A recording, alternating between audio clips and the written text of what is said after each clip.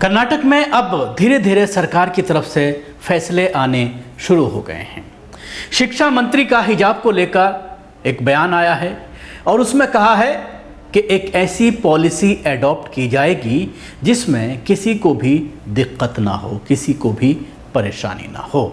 उसके साथ ही जिस तरह से भारतीय जनता पार्टी शासित सरकार ने लगातार एजुकेशन पॉलिसी में बदलाव किया था, कुछ किताबों को हटा करके कुछ नया सिलेबस जो है वो लागू किया था, उसको लेकर भी शिक्षा मंत्री ने बयान दिया है।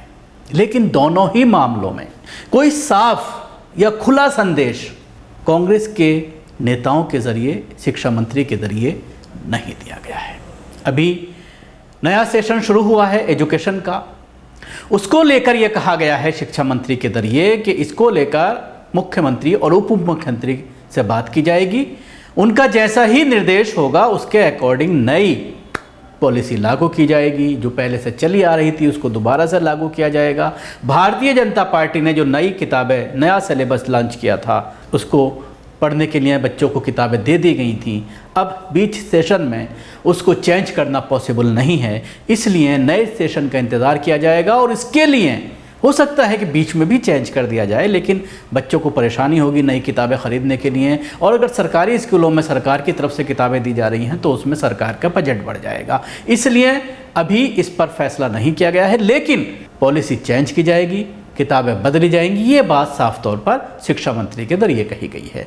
हालांकि अगर हिजाब की बात करें, हिजाब को लेकर भी कोई खुलकर बात नहीं की गई है शिक्षा मंत्री के ज़रिए। उसमें भी ये नहीं बताया गया शिक्षा मंत्री के ज़रिए कि क्या हिजाब पहनकर बच्चियां जा सकेंगी। एक ऐसी बात, ऐसा स्टेटमेंट दिया गया जिससे आप अंदाज़ा लगाते रहिए। उन्होंने कहा कि ऐसी पॉलिसी लाई जाएगी जिससे किसी को दिक्कत का सामना ना करना पड़े। तो आप समझ सकते हैं कि अभी भी कांग्रेस खुलकर के मुसलमानों के इश्यूज़ पर नहीं बोल रही है, आरएसएस और संघ के ख़िलाफ़ अभी भी खुलकर नहीं बोल पा रही है, जिससे आप अंदाज़ा लगा सकते हैं कि सरकार बदली, मुसलमानों ने पूरी तरह से साथ दिया, लेकिन उसके बावजूद खुलकर जिस तरह से सामने आना चाहिए कांग्रेस को, उस तरह से सामने नहीं आ पा रही है। आपने देखा था कि जिस दिन शपथ ग्रहण समारोह था उस दिन राहुल गांधी ने अपने स्टेटमेंट में जीत के लिए जिनको कहा था, जिनको बधाई दी थी, जिनका शुक्रिया अदा किया था, उसमें मुसलमानों का नाम नहीं लिया गया था। उसमें ये कहा गया था दबे कुचले, ओबीसी, इस तरह की बात कही गई थी, लेकिन मुसलमानों की बात नहीं की गई थी।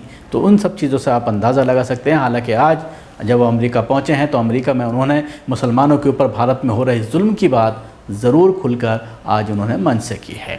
लेकिन इस मामले में कर्नाटक के जो शिक्षा मंत्री का बयान आया है उस पर कहीं ना कहीं मुसलमानों के एक ग्रोह में, मुसलमानों में कहीं ना कहीं इसको लेकर के खुशी का माहौल है। जिस तरह से उनके ज़रिए कहा गया है कि किसी को भी परेशानी नहीं होगी, तो अंदाज़ा यही लगाया जा रहा है कि हिजाब पहन करके बच्चियां स्कूल में जा सकेंगी। अब वो किस तरह का पॉलिसी बनाई जाएगी वो एक अलग विषय है कि क्या जो ड्रेस कोड है उसी कलर का, जिस कलर का स्कूल का ड्रेस है उसी कलर का हिजाब बच्चियां पहनकर जा सकेंगी, ये एक अलग मसला है।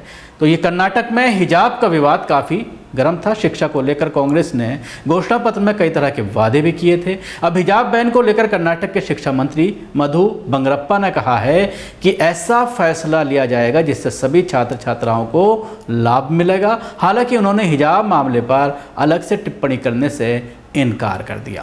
उन्होंने कहा कि मामला न्यायालय के अधीन है, फिलहाल कानून विभाग कोर्ट में अपना पक्ष रखेगा, ज़्यादा टिप्पणी करना अभी ठीक नहीं होगा, लेकिन जो भी फैसला होगा वो सभी स्टूडेंट्स के हित में होगा।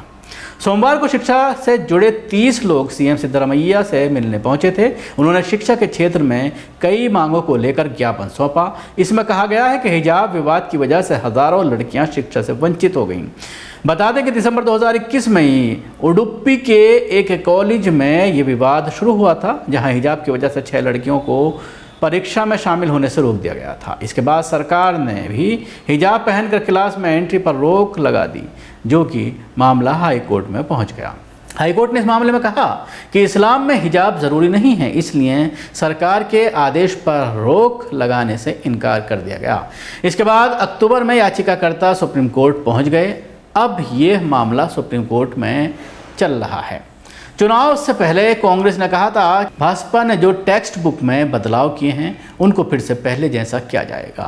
कांग्रेस ने कहा था कि भाजपा ने कर्नाटक के महापुरुषों जैसे कि विश्वगुरु वासवन्ना, राष्ट्र कवि कुवेम्पु का अपमान किया है, इसलिए वैज्ञानिक सोच के साथ सच्चे भारत और कर्नाटक के रूप को फिर से वापस लाया जाएगा। बंगारप्पा कांग्रेस के मैनिफेस्टो कमेटी के वाइस प्रेसिडेंट थे। उन्होंने कहा, हम नहीं चाहते कि इस समय जिन छात्रों ने पढ़ाई शुरू की है उन्हें किसी तरह की असुविधा हो, इसलिए सोच विचार कर पूरा वादा किया जाएगा। भविष्य में छात्रों के हित में ही बदलाव किए जाएंगे। हम नहीं चाहते हैं कि छात्रों की सोच दूषित हो। उन्होंने कहा है कि इस साल का सेशन स्टार्ट हो गया है, इसलिए परिवर्तन करना उचित नहीं है, लेकिन मुख्यमंत्री और उप मुख्यमंत्री के दिशा निर्देश में बदलाव होंगे। कांग्रेस नेता सतीश जारकिहोली ने कहा है कि पाठ्य पुस्तकों की समीक्षा की जाएगी।